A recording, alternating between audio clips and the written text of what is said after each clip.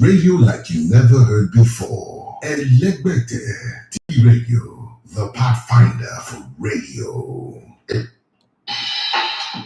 What's up, y'all? This is Tupac. Hey, this is Lady Gaga. What's up, y'all? I'm Beyonce. This is Mason Jackson. This your boy, Baby Bash. Hey, this is Justin Bieber. Hey, what's up, y'all? It's Kelly Clarkson. What's up? Yo, this is 50 Cent. Yo, this is your boy, Flo Rida. Believe that. Yo, what's the deal? This is Ja Rule. What up?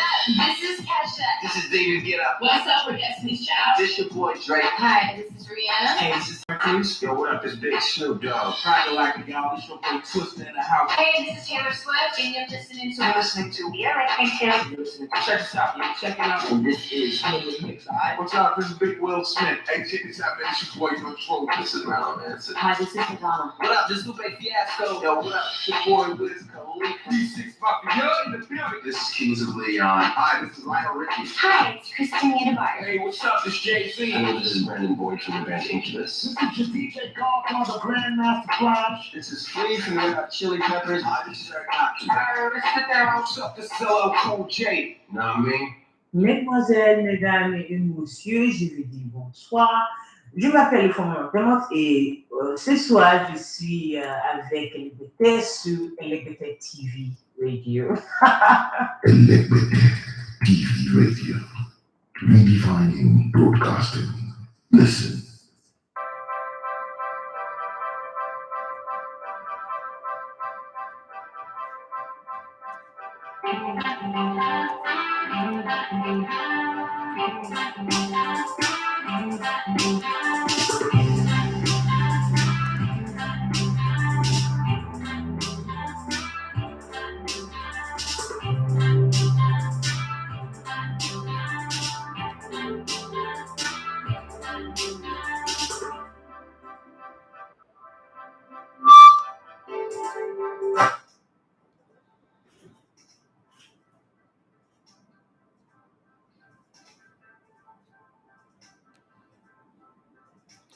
All right, good morning and welcome to this Sports Buffet on the Elegbete TV Radio. My name is Daffy Matthew. You love to call me the Elegbete One Sports. It's 2 minutes past the hour of 9 a.m. in the morning. Here in Nigeria, it could be past 3 a.m. in the morning somewhere in New York, and a different time in Ghana is just past 2 minutes past the hour of 9 a.m. So it's different times and different places in the world. But one thing that is constant is we're going to spend the next 1 hour or say 58 minutes or so or thereabout talking about football, sports, and transfer gist and all that. But at the center of this conversation, let's bring a bit of the human angle. I'm going to school today immediately after my show. So you're going to bear with us and ride with us as we travel on this journey. And one thing that we're going to do on the show today, we're going to talk about our rejection stories. How do you handle rejection? Arsenal have been dealing with rejection. Everywhere Arsenal have made a bid, it's been rejected. And this rejection thing has become a part of the Arsenal story under the Arteta regime. And it's not just under Arteta. Well, it's been there since the Arsene Wenger era. Some things just don't leave, okay? You know how Bible even say that the sins of the father will be transferred to the son, the first, second, and third, and fourth generation. I guess Arsenal are reaping that rejection thing because somehow it just doesn't go away. Every time Arsenal try to make a transfer move, there's always a rejection. But beyond the Arsenal, I want to make it a bit personalized. So you share your stories of when it is you were rejected and how you overcame that rejection. Because sometimes rejection actually bring about depression to people, and the people losing their traction in life and losing focus and just get derailed. But then some other people, rejection is actually the fuel that push them to the very top. So if you've got something to share that would inspire, motivate, and help people to beat that depression of rejection, it would be nice if you share it on the show today. I mean, you can share it on the comment section on Instagram. You can share it as well on the comment section on the YouTube channel. One thing you should know, Eberechi is being the talk of the town right now. Okay, you can say Bukayo Saka because he's got a hat-trick in the goal 7-0 win against North Macedonia. But Bericheze is the top. But remember, he was rejected at Arsenal as a 10-year-old kid, and he cried and cried and cried according to the story. And his mother told him, "Oh, don't worry, you will be great in the game. Just keep on going." So there's a whole lot. I'm sitting here. I'm the very, very brand ambassador of Rejection, but it depends on how you take it. So I'd like to hear you guys tell me what your rejection story is. I don't know if there's anybody who doesn't have a rejection story. Well, yesterday after the show, like I promised, I told you guys that we're going to see Jude Ojo Igalo, and it wasn't me. Like I said, I'm going to try as much as possible to decrease a little bit in my interviews with our superstar players and get. It's not like I won't be doing interviews. That's not what I'm saying. But I think Emmanuel Sebastian have earned the right to be the face of this brand until probably he thinks otherwise and decide to move. I mean, if the opportunity comes for him to move, let's say for instance, Super Sports or Sky Sports or BT Sports comes and say, Emmanuel Sebastian, you're the guy we need, or BBC, whatever, and he says he's going, I'm going to come back and sit here and prove myself worthy to be the guy who carries the torch. But for now, I think Emmanuel Sebastian is the guy, is the go-to guy when we have major interview. Quite a few I would be sitting to do. Let's say, for instance, we want to interview Amaju Pinnick. I know that he would want to have to talk to me, man, Worry Boys connection, right? We want to interview CAF president. I think I would like to train Emmanuel Sebastian there. Go and do it. FIFA president, Emmanuel Sebastian, go and do it. But I'll be jealous anyway. But whatever it is, I think he's a guy. He's a go-to guy, and you can follow him on Twitter as well. Sebastian Emmanuel is money. Okay, so you look for him and follow him on Instagram and Twitter everywhere, because he's a go-to guy when it comes to our big interviews. Yeah, when we go to the interview room, he's the guy that you would have. And talking about the interviews on the show today, we'll be talking about a whole lot, but most especially transfer and all the rejection that Arsenal have been getting. If Rejection is a player, I think Arsenal would have signed more players than any other club, because they've been rejected everywhere. Ajax have rejected their first bid of 30 million. And I understand it's a strategy. Edu and Arteta came out the other day to say that if you put up a bid once and they accepted it, it means that they have cheated you. So you have to put up a bid knowing that they will reject it, and then you go again and you renegotiate. It's the shooting, the cat and mouse game. But then when you do the cat and mouse game, the dangers of the cat and mouse game in transfer is that hijackers can come and take. Okay, so you could be doing it, and some people are just observing and waiting when you get to the breaking point, and they just snap it there and take the player that you want. They've also been cat and mouse with Kai Havertz. The other day I did a video and I posted it, and almost everybody who were commenting was saying, "Oh, it's just a rumor. This one is not possible. That one, it's not possible." Well, between me and you, that bid is coming. Arsenal is preparing a £60 million bid, and a £210,000 weekly salary have been agreed with the player. So for those of you who says that that video, I was just, somebody even wrote on that I should go and learn from Fabrizio Romano. Now, I've got nothing against Fabrizio Romano. And the way Nigerians like to talk sometimes, it just gets me laughing. Like I said earlier, and I'll continue to say, I've got nothing against Fabrizio Romano. But let's be honest here. Are you really saying I should go and learn something? I'm not saying I can't learn from anybody, but is he really in my league when we talk about people? Because the fact that he's got a white skin means special. I don't think, my opinion, I don't think Fabrizio, I'm not shitting on him, I'm not raining on his parade, but I don't think Fabrizio Romano is on my league in the first place. For the things that I've done in sports, and Fabrizio Romano of 2 years ago or 3 years ago, come on, it's not my league. Let's be very, very honest. The audacity of the things that I've done, even Fabrizio Romano will run into a gutter to think of the things that I've done in this game. But hey, the younger generation just like to speak, especially these Gen Z people, social media people, that they talk before they think, and it's just like that. But hey, now that thing that everybody said was not true, it's beginning to look like that's the real deal. That's the real deal that is coming. It seems like Harvard is at the very, very fulcrum, at the core of what Arteta is looking to build his team with. One team that is very, very quiet, and I am worried, is Manchester United. I'm worried because Manchester United seems to be like the team that's supposed to,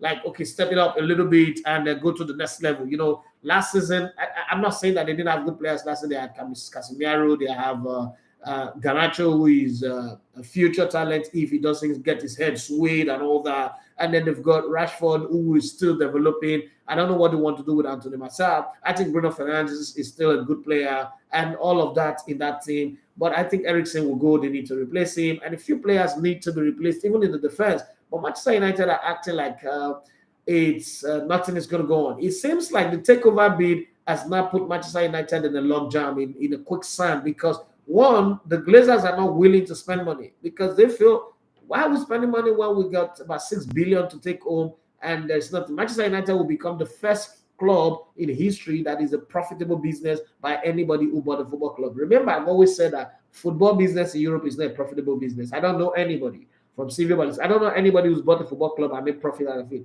Manchester United is going to be the first in recorded history for somebody to buy a football club and make profit out of it, because at 6 billion, it means, let's calculate, since the club was bought up until now, it means that there's going to be a fraction, a marginal profit out of it. Roman Abramovich went from number 9 richest man in the world to God knows where he is right now on the ranking, and he didn't make any money. Even the money that he used in selling the club for 4.7 billion is being held up by the British people, criminal people. But hey, black people will always praise them because they are good people. If it's done by Nigerian government now, I know people would have opinion, but hey, we will not have opinion on this one, because anything. My mother used to say, "Oyibo man mess now perfume for black man body. Oyibo man shit now cream for black man body." So I understand that. I grew up knowing that. Don't forget that I grew up in the UK. So I mean, my early stage of my life was in the UK. So I understand this whole dichotomy. But let's move on. Manchester United, why are they not doing business? I think even though I said towards the end of last season that Chelsea are going to go 5 years without winning the title, I think that Chelsea are about to make one of the most important signing, and it's in Christopher Nkunku. Now, Christopher Nkunku, if you remember, even though he had an injury, is that kind of player that comes into your team and you automatically begin to say, yeah, this guy is the guy that can be a problem to opposition. But then again, the Christopher Nkunku signing, and it's coming at a very cheap price. I'm wondering why Arsenal didn't look at it, because, I mean, I would take Christopher Nkunku over Kai Havertz. I'm sorry, okay? I would take him over Kai Havertz. And you're willing to spend 60 million. This guy is coming for less than 60 million. But hey, and when you play for a team like RB Leipzig or whatever team that you played for, and you're still top scorer, even with injury, then you've got to, I mean, for me, I've got to show you some respect. And I think, in my own opinion, that's a player that is being underrated. But having said that, the question I'm asking Chelsea fans, and I need you guys to join me. I've seen Yomiti here, I've seen my younger brother, Yorikiri Emmanuel, and I've seen quite a few other people who are Chelsea fans. Talk to me. Christopher Nkunku, good signing. There's no argument about that. Nobody's going to come to Chelsea because of that. But the question I want to ask, does Chelsea have the backup? Okay, I know you guys got a pretty above average coach in Mauricio Pochettino. You know me, I don't read Mauricio Pochettino. I'm not going to sit here and tell you he's a world-class coach. It's not a Pep Guardiola. It's not a Jose Mourinho. It's not even a Jurgen Klopp, okay? Unless it proves me wrong. You winning the French league with Paris Saint-Germain is an overkill. It's not something that will make me come here and rate you as, oh, you're top of the line. Yeah, he did better with Tottenham Hotspur and Espanyol. I'm not going to lie. But beyond that, and also with Southampton, I think he did a pretty decent job with Southampton. But beyond that, it's just a pretty decent job that, we cannot take him. It's just like Graham Potter at Brighton and Hove. Okay? Hasselhouten and all these other guys that have done something, or Rejection at Crystal Palace, and then you say he's world class. No, just pretty decent, above average coaches. But I'm asking the question, Christopher Nkunku, good, and I think that there's going to be a few more signings for Chelsea. But do they have the backbone? Okay, so it's like setting up a radio wave for broadcast or for telecommunication. You have to have the base station, you have to have the spine, the antenna that goes up, you have to have all those poles and the rest. Do they have the backbone to take care of, to keep this thing stable so that the frequency will not be bouncing here and there, bouncing off here and there? That's something that I really need to know. Once upon a time in my life, I worked as a rigger, or backup as a rigger in a company called Globestar, and I understand that as much as welders and fitters are the most highly rated in that industry, there are a group of people that you really need to have around you to make the welders and fitters do their job properly. So let's say Christopher Nkunku is a welder and fitter kind of guy, but there is the rigger and then there is the scaffolders. You see these two guys, they are not really taken serious. They are seen as agberos in the oil servicing industry, okay? But to be very honest, they set the platform, they set the base upon which the welders and fitters will go and work. People just kind of like say, oh, I know whether, oh, babe, baba, these guys have work. But the truth is, without your rigger rigging up whatever you want to weld, it's going to almost be impossible for you to put your burning torch together and get it done. Without your scaffolder also, setting up the scaffold, because the welding, the whole job goes from ground up, and as you begin to build, you build on a premise of a platform that is supposed to grow big. And so I'm looking at football today and I'm saying to myself, okay, so who are the riggers and the scaffolders that's going to make Christopher Nkunku work at Chelsea? That's something that I need you guys to answer for me. Look at Real Madrid, for instance. Real Madrid have the base in their defense, and then they set up a midfield that really would work very well for them. And if you look at the attack, they've got Rodrigo, they've got Vinicius Junior. They're trying to put someone in the middle to replace Karim Benzema. So that's a properly set up situation for them to come overtake FC Barcelona in the local domestic scene, and then again compete on the Champions League. You look at Man City, you also see a structure. They've had 4 center back, they've had like everybody, they've had the midfield setup is good, even though we hear that Ike Gundogan is going to leave, Bernardo Silva is going to leave, but Man City being Man City, don't forget that they have one guy, Kevin, what's his name now? That guy that I have that played for the England national team. I didn't play any game, but he's the one that's talking the most that they want the treble. They want any small team will want the treble. The guy that came from Leeds, I've forgotten his name now. Any guy will remember his name, please tell me his name. When you don't play football, people forget your name, so don't blame me for forgetting his name. But it's Kevin something. This one guy went to the World Cup in Qatar or 2018, I don't know. But he used to play for Leeds United, and then Man City signed him, and he didn't play any game during the course of the season. Please, if you remember his name, type it on the comment section. I would tell you why I want to talk about him. But if they lose Ike Gundogan, for instance, and they lose Bernardo Silva, that is, if they lose him to Kevin Phillips. Thank you very much, Henry Moru. Fantastic one. Bobby, thank you very much. Thank you very much, Kevin Phillips. Okay, so if you lose. I'm not saying that Kevin Phillips is quality in the mode of Ike Gundogan or Bernardo Silva, but I mean, he could plug in. Now I'm looking at Manchester United. Hey, Manchester United, what is the substance that you have to make you the guys that would compete with your city neighbors? They used to say that Manchester is red. I don't think it's red anymore. Anything that Manchester United City have right now, the numbers might not be equal, but hey, the way they are going, if you give them another 20 years, they might eclipse them. Okay, so that's one part of the conversation. Another part of the conversation that you need to look at is that in Liverpool, and we saw the assist from Trent Alexander-Arnold, where he assisted Bukayo Saka to his hat-trick. Now, I know that sitting in his office or in his room watching England play against North Macedonia, name that reminds me of St. Paul's missionary journeys in the Bible, North Macedonia or Mesopotamia, whatever it is, that they beat 7-0. He will be licking his lip. He'll be feeling like, oh yeah, this is Trent Alexander-Arnold new position. He's going to play in that midfield, and he's going to become the next Iniesta or Andre Pirlo. But wait a minute.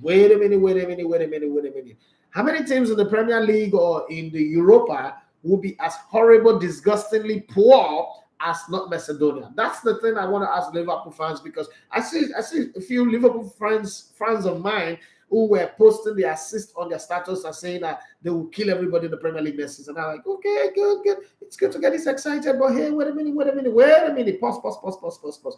Are you guys not getting over yourself on this conversation? Because the way I see it, Trent Alexander is shining over some teams that are worse than Sierra Leone.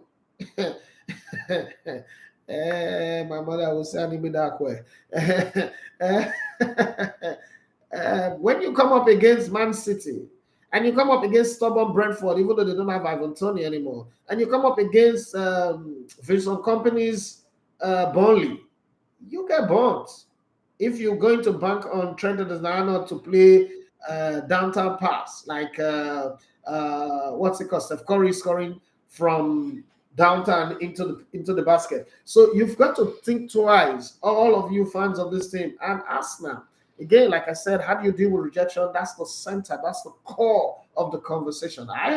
My entire life is laden and wrapped with rejection. I was born into rejection in the first place. So if we want to talk about rejection today, I think I'm the poster boy of rejection, right? I'm the poster boy of rejection. But that's a topic for later. I want to hear your own story. How do you deal with rejection? Because Arsenal, every single bid that Arsenal made, whether to Ajax, whether to O-level West Ham. I like Fulham. Fulham said, if you want Paulinia, please bring 90 million. And West Ham, I'm like, what's happening? Fulham, now we will. And Fulham is like, the money you want to collect for Arsenal, we they look at now. Now the same league would they play now. If you go for collector for Arsenal, we'll collect for you now. There's a story my mom used to tell us. Okay, he said a man went to steal a goat with a rope on the neck, and gave the goat to his wife and said, go sell it in the market and bring money so that we can make food. And then the wife went to the market and got involved in gossip. And somewhere before she could turn around, the goat had been stolen. And she came back and the man was like, okay, where's the money? Let's do what we want to do, pay our debt with the money and all that. And the man said, I sold it the same amount you bought it. And the man said, who told you I bought it? He said, I sold it the same amount you bought it. And the man was confused. How do you know I bought it? I didn't buy it. I stole it. And the one said, yes, exactly. That's what I'm saying. They stole it from me too, just the same way you stole it from somebody. So life goes on. And that's exactly what Fulham is trying to do to West Ham. Okay, we are watching here. You want Paulinia to replace Declan Rice, right? If your Declan Rice is what your, what's it called, British rice or whatever, Chinese rice, whatever rice it is worth 120 million. Our home Paulinia, Apollonia, okay, from Anambra or whatever you come from, is worth 90 million at the least. And if you make us verse one kind, we can raise it up to 120 million as well. So I need you guys to talk to me about rejection, but at the same time, talk to me about your own club and the transfer dealings that have gone on, or the people that they are approaching, because there's really no major transfer that has happened in the transfer window. The people that are rich and the bourgeois in the transfer market have done their business, and that's Real Madrid. You know why I like Real Madrid is the fact that they get things done pretty fast. They don't have that foolishness of waiting for last minute, that Arsene Wenger-ish mentality of finishing preseason. The season has started, you've lost 3 games, and then last day you start running paperwork, and then I say computer did not work, the fax machine did not work in 2023, the fax machine did not work like we saw last season with that's a player that they said they tried to sell to, I think it's Hakim Ziyech, okay, that they tried to sell to Paris Saint-Germain, and they push it how many times? Chelsea, it was Chelsea. Yes, everything did not work. The cost of Roman Abramovich was upon them. Well, let's look at some of the comments that you guys have brought in here. Akwaz Baba, I want to hear your prediction. Where would Arsenal end this season? Oh God, Akwaz Baba was so disappointed last season. He was so sure that Arsenal will win the league title. At some point, he was almost fighting me. Okay, Fibobi, my guy, he said good morning to you. Fibobi, what you want to learn again? Oh, I don't know. Some people say I should go and learn from Fabrizio Romano. Like, I'm not being arrogant, but my mother's last born, Oganero, that works in the radio station in Benin, would teach Fabrizio Romano how to talk football. It's just not in like, I'm not showing off about it, but I think that I know football better than anybody on the planet. That's as far as I'm concerned. There's somebody who's good at something, and if you are, you are. It's not a pride thing. It's just the fact that is the real thing. Phil Bobby said, please, tell Mikel Arteta he shouldn't allow Thomas Partey to go. He can add Declan Rice, but releasing Thomas might be a big mistake. As in, you know my position. I've never liked Thomas Partey. He should get out of the club. You know, so let me tell you the thing about Thomas Partey. So one thing about Thomas Partey that you should know. Thomas Partey is like Abu Dhabi. You look at Abu Dhabi and like, oh, he's got the potential, he's got everything. If he can just click, if he can just stay fit for the whole season, we'll win the treble. But you see, the thing is, in the course of the season, he will never be fit. There are some games. Having Thomas Partey is like having a wife that is cheating on you. You're most likely going to train another man's child. Okay, so I think that he should go. Especially, I'm an Arsenal fan. I've supported this club with people like Patrick Vieira playing for this club. Paul Mason played for this club. Andres Limpa. I know some of you guys don't know these names anymore. that I'm mentioning. Andrew Slipper played for this club, and I've seen what's it called? What's the Emmanuel Petit, the Brazilian Gilberto Silva. I've seen players play 3-4 seasons without going out injured. I know that's very, very hard to do.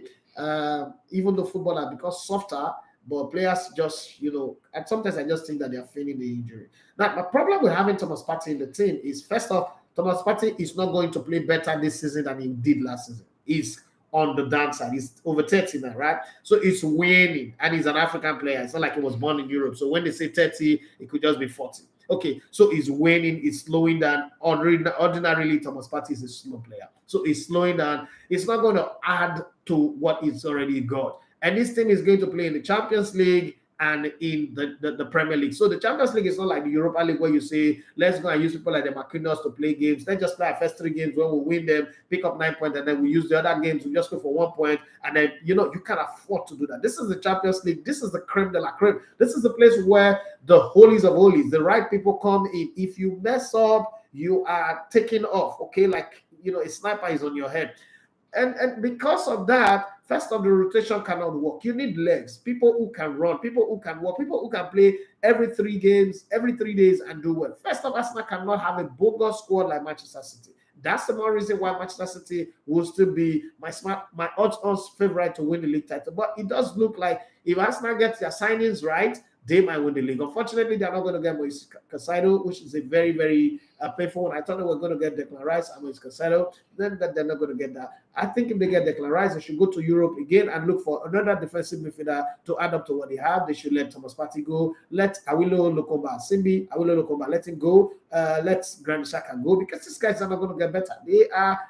They've passed the dawn of their career, so they should go shift. Okay, this loyalty, this misguided loyalty is why when a team wins the World Cup, the following World Cup, they always flop, because the coaches show up there and get loyal. It's only the French team that have proven that it's a different thing. Misguided loyalty, it's not what the Arsenal team needs right now, especially for a team that has not been in the Champions League for like seven seasons, going on 8 if we're not lucky this season. So what they need is a team that will put together, come into the Champions League and put up a performance that is respectable. And I don't think that Arsenal needs a Thomas Partey or a Granit Xhaka to do it. I am of the opinion that Mikel Arteta is doing the right thing. But we're still waiting. If the deal doesn't come, what do you do? Again, for the kind of squad that they want to put together, unfortunately, they can't have players that are earning 50,000, 70,000, 80,000, 100,000 anymore. It's going to be 200. And so what they are doing is, first off, they've let about 10 players go. They collapse all those salaries together to pay some players. They want to have a crack squad of 25 and then add a few other young players to it and see what comes up.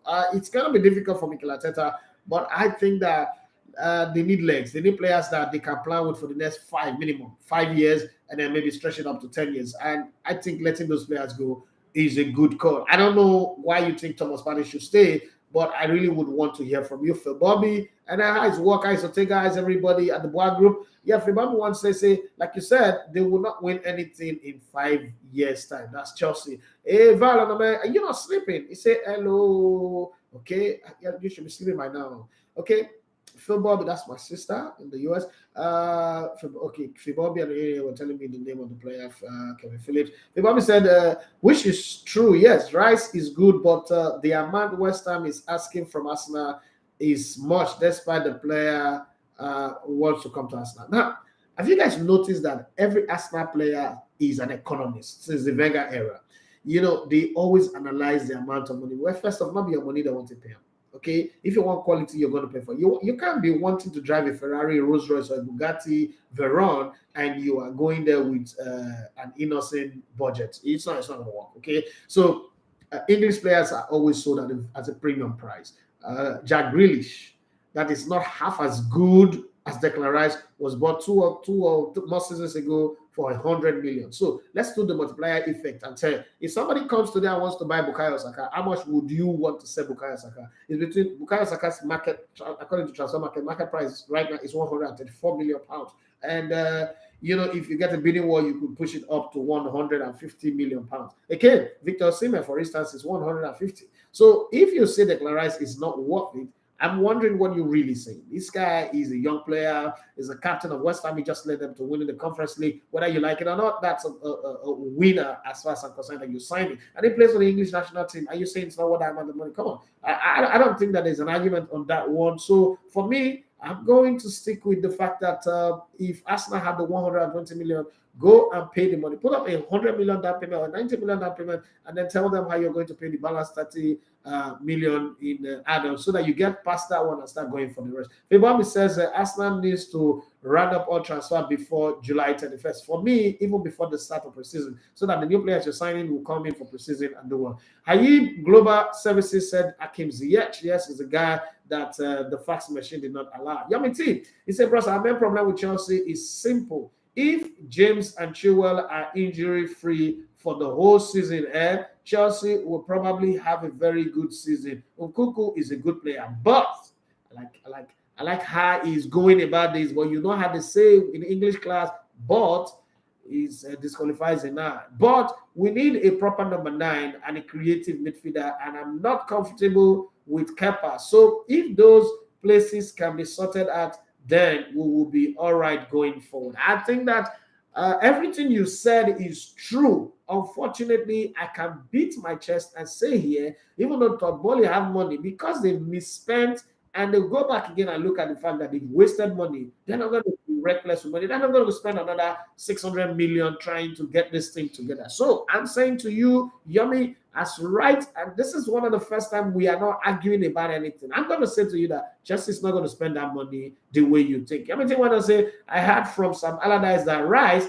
might be heading to City, and they gave them Kevin Phillips plus maybe 60 million or so. I don't know how true that is. Yes, I heard that as well. And you know, the thing about transfer is, for as long as a player have not signed, the club that is selling have the option. And if you follow Arsenal's history, you know that their priority signings have never come true. Okay, so last season, for instance, priority signing was Rafinha, they didn't get it. In January, priority signing was Mikel Arteta, they didn't get it. So again, this is their priority signing now. And again, the same thing is happening. I'm not going to be surprised. Because I also saw that with Man City, that Declan Rice would be a very good need for Man City, you know, in that midfield, especially if Ike Gundogan is going. He's a guy that does the bus to bus for them. So I think that is a very, very big possible. I mean, you're absolutely spot on that. I also heard it, but I'm just pretending like I didn't hear it. I'm not pretending like I didn't hear it. Now let's come back to Nigeria a little bit. And yesterday we were at Jude Ojo Igalo's house, and we had this Emmanuel Sebastian. You know, there's a whole lot. The interview we posted on our YouTube channel subsequently. There's a whole lot of work we're doing behind the scene. And Emmanuel Sebastian asked him this question and said, would you, no, so the conversation, you know, went up and down, and then it landed on his love for Nigerian League. What would he do for Nigerian League? What would he want to come in his career? You know, his contract has ended. They didn't take up the option for a 1-year extension because they didn't agree on terms. He said that on the interview as well, and he's looking at something. Last week he was in LA with Kenneth Omeru. They both might be going to play in the US. He didn't say that, but this is just me saying this. And Kenneth Omeru might just be the next person we are interviewing. We want to talk to him and find out a few things. And you know, this is the interview. This is just a snippet, a bite of that interview where he talked about he would love to return to the Nigerian Premier League and possibly play for free, but there are conditions, terms and conditions apply. Isn't that what they always say? Listen to Ojo Igalo on that one, and I'll come back again for us to talk about the transfer. I like where this whole Chelsea talk. Yamiti, you know, you're brilliant when you want to be, and then sometimes you can be crazy when you want to be crazy, especially when you're loving Ukraine, against my favorite Russia, Vladimir Putin. But let's hear from Jude Igalo. Redefining broadcasting. Listen. So the Nigerian Premier League, is it something you consider at some point in your career? Maybe play one season, play a few months in the Nigerian Premier League. We saw when Musa did that with Kanki a couple of years ago. Is this something you would consider? Like I said, if security is guaranteed, if good coverage is guaranteed, and good reference, of course. I played the league before, and it would be a great privilege for me to play for 6 months or 1 year before I finish my career. But you don't want to be playing and be getting scared of your life or what is going to happen next and all that. So it does not want it, So if I even want to play, I'm not going to play because I want to make money, because I'm not even going to take money from no team, you understand? I'll just play because I want to fulfill something, But first of all, I have to make sure all these things I said is being put in place for me to say, okay, I want to do it, you understand? So, This is radio like you never heard before. Elegbete TV Radio, the pathfinder for radio.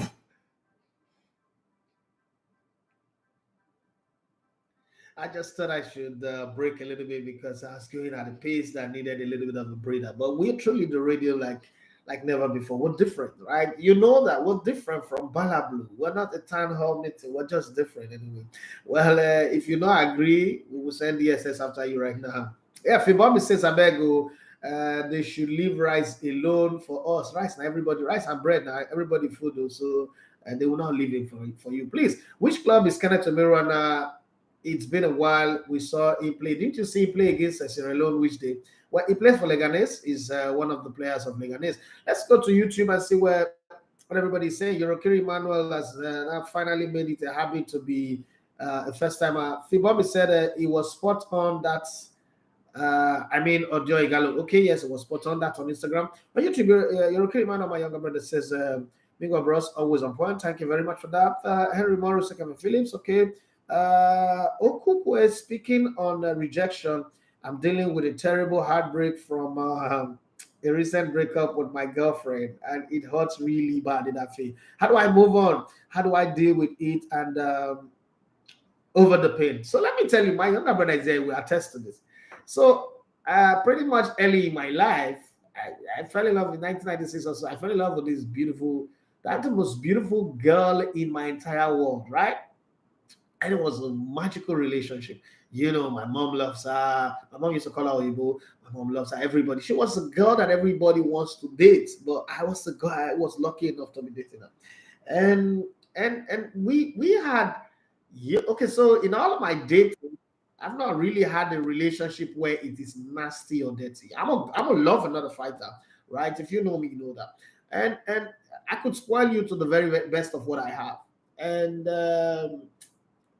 it just so happened in 1999, she woke up one morning and said that this is what she said. And I'm sure my younger brother is going to be hearing that for the very first time.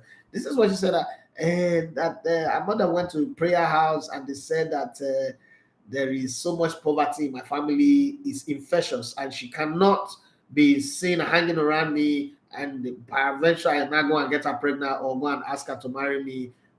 There is no hope for my future. You see, this thing called rejection is good, though. It could be heartbreaking. And that tore me to shred for like 4 years. I'm not going to come here and form macho man. For 4 years, I was a wreck because, come on. You see, the thing about dating the most beautiful girl in the hood is that when you lose her, you don't have any other option. There's not that girl that's, because you're supposed to leave one girl and get someone that is better. That's the way I see life, right? You're supposed to leave a B2 and go get Benz or a Camry, something higher than a B2, not leave a B2 and go and buy a Keke Napep. That's retrogression, right? So it was, first off, there was a no for me. There was no girl again good enough, yeah? And the kind of relationship I had with her was that the fact that our entire family, our brothers, sisters, I only one sister, and our entire brothers were all my friends. And it means that this relationship, I can't even go to that place again. I used to go there to play football. We used to have fun. That's where we get the best beer and all that. And that was off. And then my mom's shop was like very close to their place. So if I'm going to my mom's shop, I'm going to be seeing her and her passing by, right? It was crazy. And so I avoided that area, Morogu Junction, those areas, like a plague, right? Like there was COVID outbreak in that area. But you see, the thing is, at some point, you're going to take that rejection, that heartbreak, and heal. There is no heartbreak that people don't heal from. I think the only person that have not healed from a heartbreak is God and Lucifer. But every other person heals. You're going to heal, and most times I think it will make you better. It will make you better because maybe I'm wired differently. I'm wired, I've had a lot of heartbreak from from when I was 3 months old, I was abandoned and I grew up like that. So pretty much wired in a different way. But I tell you, Okukwe, let me tell you this. When you heal, especially if the breakup is not as a result of your fault, you will not channel your energy into doing something for you, and then you become a better person. Let me give you another rejection that I think this one I took it very well. Okay, so I've had some.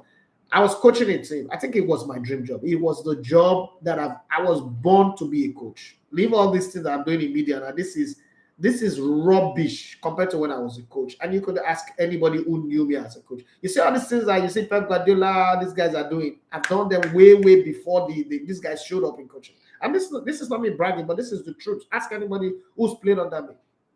And I lost that job because I was not from a particular community.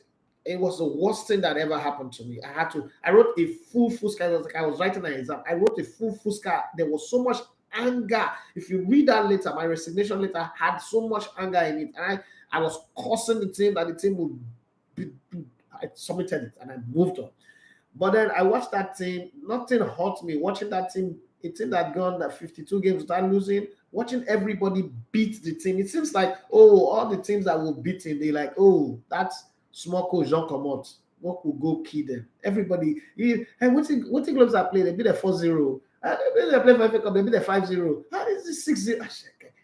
It was eating me up. But I'm the kind of guy, when I turn my back, my mother raised me up never to be attached to a thing I can't walk away from. So I went on and I lived my life. I got invested in the senior team. I slowly I'm a small operator. I just realized that. I slowly walk up into the company, work my way up, got a bit to sign up the company for me. People didn't notice that, but it was my revenge. And when it was time to sell the club, I sold the club and I moved on. And that's how I came to Lagos. Then again, I got into radio, and I made the greatest sacrifice working in radio. When ITV came calling in 2008, I took the ITV job, and out of loyalty and stupidity, I said, oh no, Sundays, I can't work on Sundays because I have to go to radio. Radio where they are not paying me salary. I'm working for free. And so do the calculation. ITV was paying me 20,000 naira per game analysis in 2008. 20,000 naira per game. And on Sundays, we have 11:30 games, sometimes 12 o'clock game. We have 5 games. So on Sundays is 100,000. And some months you have like 5 Sundays, some months you have 4 Sundays. But let's just prorata it for 4 Sundays. And I'm the most regular, me and Biola Kazim. So every month I am giving up 400,000 naira for a radio station that was not paying me anything. Okay, at best, they later started paying me 10,000 naira per week, right? And eventually in 2017, when this radio station needed to kick me out of their company, they said I wasn't loyal. That's why. Because I went to do an interview and I called the chairman's name. I didn't put doctor. Some funny excuses. I'm just giving you this. That's rejection. But you see, the thing is, and if that was just the whole rejection, that's not a big deal. People get fired. It was my first time of getting sacked in any place I work in. Well, people get fired. It's not a big deal. I watched my stepdad, who's the best ever crane operator of his generation, alongside Gordon's late father, double spanner, and a few others. And I watched them lose their job, work very well, lose the job here and there. So I understand what losing the job is. But when I got fired on the 15th of August 2017, it wasn't the firing that was bad for me. It was the way and manner they went about it, the lies that they told, and then they took my car. The car that I paid for, they took it. And then not just that, told every radio and TV station not to employ me as if I stole or I did anything. And then told every agency not to give me, till today, since 2017 to today, that's not a single agency have given me a job, a campaign. And I went back home. So this is how you deal with rejection. I said to myself, I called my wife, I said, babe, it's going to be the hardest journey. This is going to be from Egypt to Jordan. It's going to be the hardest journey of our lives. But you see, this is for the very first time you're going to know the man you're married to. I'm going to prove to you because you actually don't know me. We met in less than 2 hours. I asked you to marry me. You say, yes, I will be on this roller coaster. But now you're going to know the man you're married to. You're going to see a side of me that you don't know before. The guy who grind. My mother's child. I'm going to be my mother's child. I'm going to be my father's child. I'm sure not going to put you in danger, but just watch the drama unfold. Enjoy the drama. Take a front seat in the cinema and enjoy the drama. And she didn't understand. But you see, I just told her, I said, listen, the same passion with which I work with radio station, I'm going to use it to build my own. And my own is going to compete with the very best in the land. I'm not even thinking of the radio station that I'm living. I'm going to compete with the very best in the land. That was 2017. Fast forward to 2023, I was producing the Nigerian League alongside Super Sports and the rest of them. What's the moral of that story? Commit to yourself for once. When people reject you, commit to yourself, and you could go from here to up there. That's just the way I see it. It's the lesson that I've learned from rejection. And this is a guy who's been rejected a whole lot. I remember when my mom asked me to go stay with my late uncle, and he said he cannot keep another man's child in his house. Right? When he wanted to get married, I was at the very, very center of the whole negotiation for making it happen. I'm just giving you how rejection can make you a better person. But people say they get depressed, they lose it, they stop eating, they want to cut themselves for weird. But in life, we sweet past honey. I know, even if all that you benefit from staying alive is enjoying the drama that Nigerian gives on social media, that's a very beautiful life. I'm not sure I'm going to one day want to kill myself. Nah, it's not going to happen. It's never going to happen. So, bro, get over it and move on. Yes, Adija Lavoma says that Kevin Phillips, Emmanuel Eurocris says Chelsea don't have the structure yet, but with the coming expected, I think we will be just fine. And then he said the most expensive rice ever.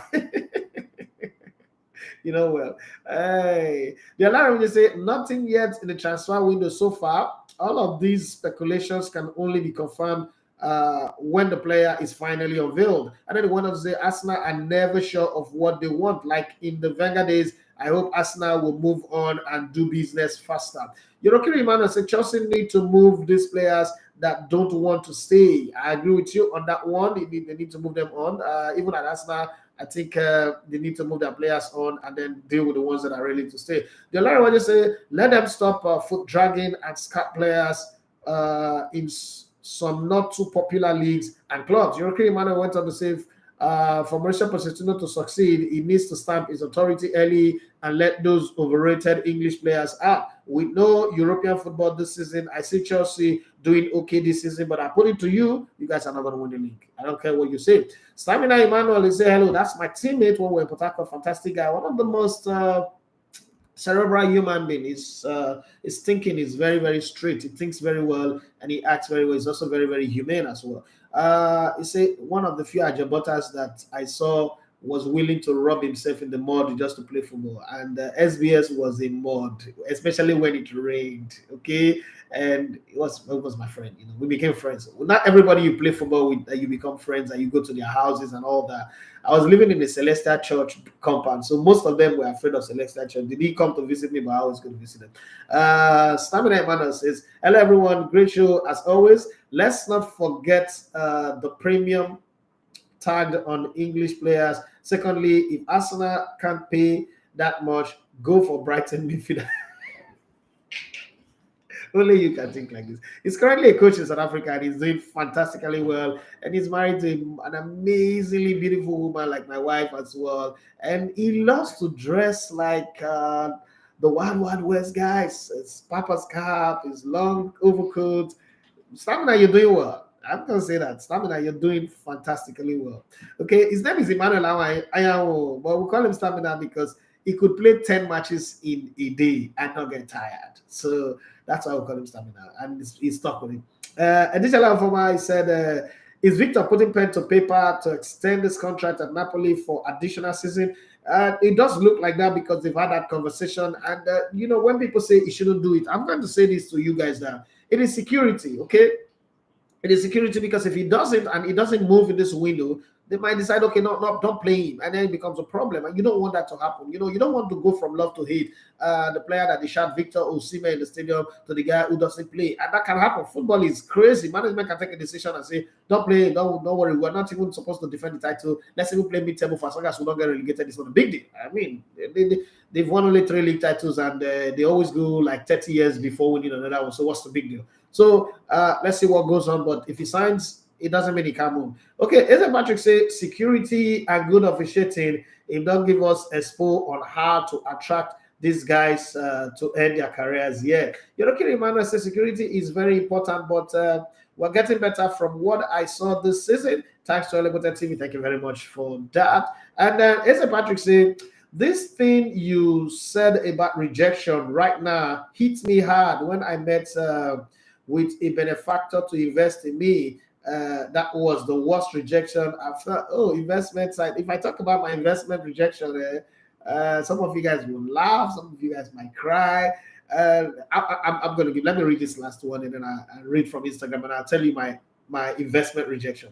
Yorokiri Emmanuel, they say, bros, you know that when I was denied visa, oh Jesus Christ, I was depressed for 2 years. But when I came to Lagos last year and stayed with you for a whole month, your lifestyle and advice saved me. Thanks again, bro. Yes, I mean, somebody asked me yesterday, and so some pictures of my age mates, my age mate was posted, and I was like, oh, these guys are my mates. I'm older than, like, we were just chatting. I was like, okay, these are my mates, these are my schoolmates, this and this, and I think I'm older than. There were 8 people in that picture, and I'm older than, say, 7 of them. It's only one person that's older than me. And one guy went on and said, you, this small boy, how can you say you're older than these people? And I said, ask them now, I'm older than them. And he said, okay, wait, if you're older than them and you look like this, and they all have white hair, white beards, looking really wrinkled, like they're in their 60s and 70s. And he said, what's the secret? I said, the only one thing that I don't have right, or probably 2 things, I don't have the height that I dream of, and my teeth are not as wide as I would want. But every other thing is perfect about me, okay? I'm brilliant, I'm smart, I'm witty, I'm tenacious. I mean, I could get in the shindig, I could do anything. But most of all, I avoid stress and stressful people, and I sleep well. I don't care who you are, what you do. I also eat right. I eat very well. And then I don't guzzle alcohol like I'm on a mission to destroy my liver and my kidneys. So I'm obviously going to age normal like every other normal human being. It doesn't mean that I don't feel the fact that I'm 45, so I feel it sometimes, and all that. And, I like food. So sometimes I think I'm even overeating. But again, it is what it is. There's always one weakness in a human being. So I think that we all get rejection. So let me tell you guys, let me share you my story of rejection when I started my company in 2017. Officially, the company was registered in 2018, but I started in 2017 after I got signed. Let's start with where I stopped with Instagram, so I read everything. So nobody get angry that I did not read their messages, okay? Oh, yes, a volume, okay? I don't understand what you mean by that anyway, but if it was the Odea Gallows stuff, I think I put volume on that one. Mr. Sugar said, eloquent and motivating me again. Thank you very much for that. Akbaz Baba, he said, I stopped listening to Real FM when I couldn't find you on the radio anymore. I know, even though, say, all these many things happen. Oh, Mingo Bros Redo. Mr. Sugar, he said, I think if Partey stays injury-free, that's the question. Would he stay injury-free? Maybe Arsenal might benefit from his combination of him and Rice because of Champions League experience, and also Rice and Plantain. Rice and Plantain is a very good combination. Yeah, a fish. What about you, guys? Okay, Daffy. Who are you tipping for Ballon d'Or this year, Lionel Messi? Lionel Messi. Straight up, Lionel Messi. You win the World Cup the way you did, and all the numbers at your own age.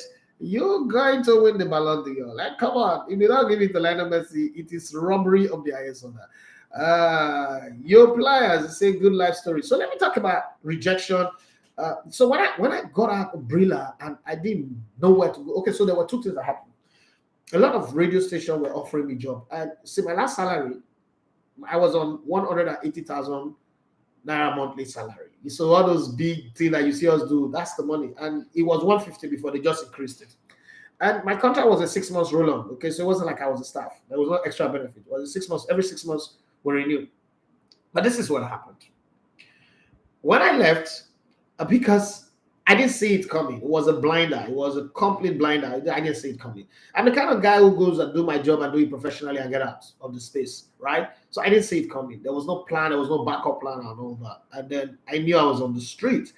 So I started putting the pieces together, what I want to do, how I want to do it, what's the thing that I've loved the most. It's always Nigerian League and grassroots. So I want to do grassroots content. I got some guys to help me do a business deck. I don't know how to do that. Okay, I'm not good at writing proposal. Now I can, but at that time I didn't know how to write proposal. So I share ideas with people. I tell them, write this, put this together. I'm going to inspect it, and it must meet my specification. Put the deck together, and I share it with a few people that I know. Everybody, the funny thing is, people sometimes don't even say no. Oh, great idea, fantastic. So some people ask me, how much will it take to set up a normal radio station? I was like, no, you can't afford that. I remember some people asked me, I said, you can't afford that. It's about 1.5 billion naira to set up a normal radio station. And beyond that, it's not just that. To get the license is difficult. You could wait for 10 years because the president needs to sign on it. So let's even forget about that. I'm going to set up an online radio. No, I didn't even think of online radio in the first place because I didn't even know how to go about it. I just said, I want to do content. I want to cover grassroots competition. I want to expose the young stars and give them opportunity. That's my scale. That's my, and then also help with data and statistics since it is missing. And I've gone to Germany to study football data and statistics. This is the future. This is what football is all about. It's about data. It's about statistics. It's about analytics and the rest of it. And I got people like, okay, let's partner together. Let's set up a company that is responsible for data and statistics of Nigerian football, from grassroots to the PFL, women football, and all of that. We will tell you when a player started playing his first ball, what foot he used, what matches played, number of matches they played. At grassroots level, we would set up a network of scouts all over the country. And eventually, after 5 years, we'll start selling these data, also making it easy for scouts to pick up our players. And everybody was fine. I'm a good talker. I could sell shit. Right? I'm a great salesman, so I know that already. And I was doing all this speech, and everybody was nodding their head like a gamma Lisa. Oh, great idea. Oh, you're the game changer, blah, blah, blah, blah, blah. Some take my numbers and tell them to call me, and then they will call me, they will ask me for betting tips. Hey, before we even go on this business, and you used to give a lot of predictions and they were very accurate. Can you just give me like 5 odds? And because I need money from them, I'll give them accurate odds and they will win. Idafe, you're correct. Some guys invited me to some palatial offices in Ikoyi, Banana Island, and I was going everywhere. I was traveling, put me on a plane, I go to Abuja, and then we get there, sit down, and we're discussing bets. I said, what the fuck is wrong with these people? I want to set up a company. What's all these gambling bets shit? And so I decided to tune down. If you notice, I stopped talking about betting, I stopped tweeting about it because I was getting pissed off. And then I was waiting 2017, 2018, I registered a company. I was filled with energy. Somebody promised me 120 million naira. It's like, okay, I'll give you 120 million naira as a seed investment. And then, eventually, you will pay back, but this is the installment in 20 years, but you start paying after your first 10 years. I said, okay, good. It's a fantastic deal. It's a good deal. I knew I was going to be able to really raise the money and pay back, because if you had given me 120 million, honestly speaking, I didn't want to spend that whole 120 million. I was going to invest 50 million in fair money, just let it be yielding interest, so that the time for payment comes, I'll be able to, pay money without excuses. Man, that guy, till today, is not taking my calls anymore. I don't know what happened. And then so many others. Some people, I went to Banana Island, I sat down, the guy told me about one Rolls Royce I just bought. He didn't park the car outside, he parked it inside the living room, the parlor, created a space in his living room. There's a grand piano there, and he said he bought this car for 296 million. Me and Samsi Sasa were there. So to let you know how this work, me and Samsi Sasa, we went together. And I wanted Samsi Sasa to be on my team, brand name, told him it's going to be my business partner. It's going to be my executive, what's that person that fund production, what's it called, something executive shop, and executive producer. It's going to be my executive producer. And everybody were happy. I was borrowing money to get some success around, to let's work ex-international. My dear, nothing happened. And one day I sat down with Precious Amori, and I said, you know what, Precious, why are we trying to build from the up? The only thing that you build from the up is a grave. Every other thing you build from the ground. Why should I be ashamed? I was a bloody worker who was anyone at 80,000. They sacked me, took my car. I'm grinding on my feet. So let's build from ground. Let's go and do volunteering work. Let's go and do anything that we can do and put our names out there. And so that's how we started. It was tough. It wasn't easy. But guess what? Look at where we are now. We're producing Nigerian League. We have the mandate to market this league right now. You know what? It's crazy. As bad as people think the league is, this season, over 100 million passed through my own company bank account, paying people, going almost 200 million, right? That's me telling you that it's not like I didn't get one financial support from anybody. And guess what? How did I get the production? Because people always ask the question, how did you get the production? There was no long leg, there was no. Not forget that Amajo had left the NFL, so nobody would see it because Amajo was there. When Amajo was there, I didn't even get anything because there was no money. But guess what? While all this was going on, I was in different WhatsApp group. Every single day, I could pop up to 10 voice notes. If you really follow me, you know that. 10 voice note on what can be done to make Nigerian League better. Sometimes I'll tweet them on a thread on Twitter. People call me my DM and say, you're wasting your talent, you're sharing ideas that people get paid for. I was like, okay, but there's Google. People put things on Google, Wikipedia. I had to do this, I had to do that for free. So why can't I do that? I was selling these ideas regularly. And it was one person out of those WhatsApp group that got appointed into one office. And then when the league started, the first company that was given the job, Aqua United versus Better Insurance, they messed it up and I was called. Still, in the history of Nigeria, I'm the only person who's produced 2 league games on the same day, apart from the Super 6, right? So that happened. And once that happened and we did that game in Jaws and they were like impressed, first person ever in the history of African football to produce a match and transmit with an OB van. I'm the first person ever. So they say, oh, then you can do this, then you will do another one, then you will do another one, then you will do another one, then you will do another one. Then it just come out playing that, okay, we are on track. We are going to get something done. And that's how we got here. We're not there yet. This is just the the tip of the iceberg, right? So we will continue to do it. What I'm saying, rejection can actually be the springboard for you to grow. If you have the capacity to tell yourself that I'm not going to die here today, no, devil, not today. I'm not going to die here. I'm going to rise and I'm going to shine. It's not a church thing. This is not me trying to give you cliche. This is my own story. I'm sharing it. So you know, if you think, oh, rejection makes you lose it, no. It's the starting point. It could just be the driver that makes you become a better person. Okay, few comments before I go. Papa Jumai said, who are you tipping for? Okay, I think I've answered that one. You pillars, Akbas Baba said, Papa Jumai, na Messi get him. Okay. And Mamuski, he said, now you even criticize how much you pass that yourself. So, now grace, not be favor. That's true. And on the flip side on YouTube, Demola Ibrahim Abiodun said, good morning, boss. Does your sacking Abrila have anything to do with the Murphy and Sean then?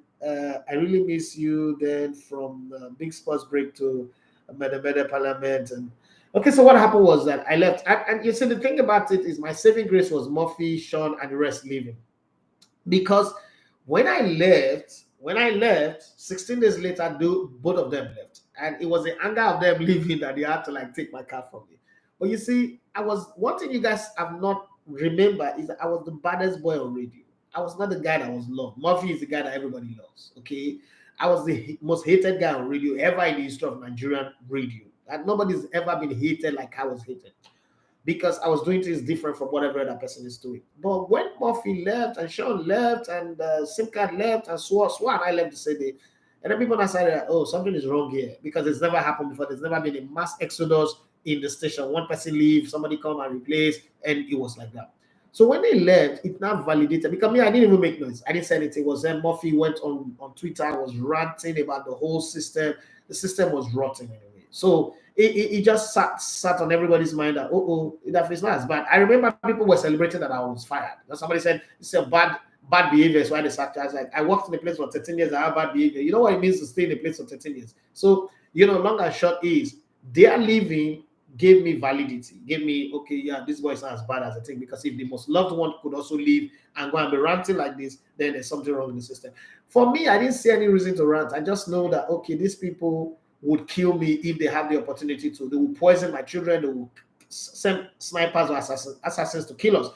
The best way to revenge is to be successful, because that's where it hurts the most. Seeing the guy you want to kill succeed, then you know that there's something about this person It's more than a cat with 9 lives. So it was just what I wanted to do. Ranting, fighting on Twitter. Everybody would know, oh, they don't get up. He's pretty pain out. So that's why you didn't see me rant or make noise. But my younger brother said he knows the guy that I used to say to them where I work, even I work in Femi, Tony, I say you guys don't know me.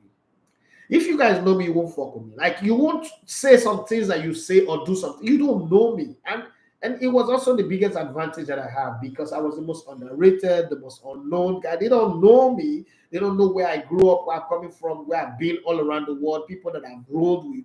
And it was easy to underestimate me. Even to the people still underestimate this guy. Like, Benji, what you go do? And I just laugh at them.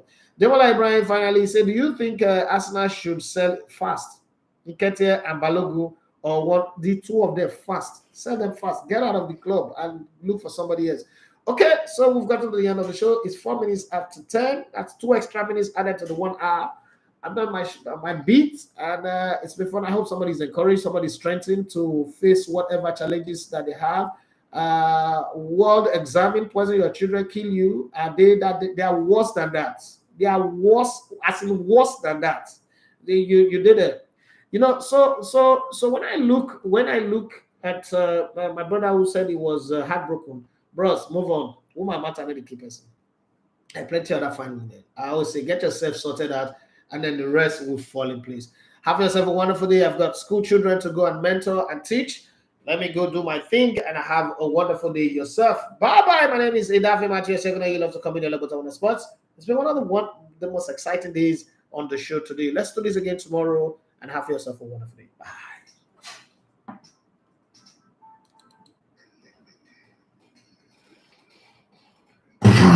Broadcasting. Listen. So the Nigerian Premier League, is it something you consider at some point in your career? Maybe play one season, play a few months in the Nigerian Premier League. We saw Musa did that with Kanté a couple of years ago. Is this something you would consider? Like I said, if security is guaranteed, if good coverage is guaranteed, and good reference, of course. I played the league before, and it would be a great privilege for me to play for 6 months or 1 year before I finish my career. But you don't want to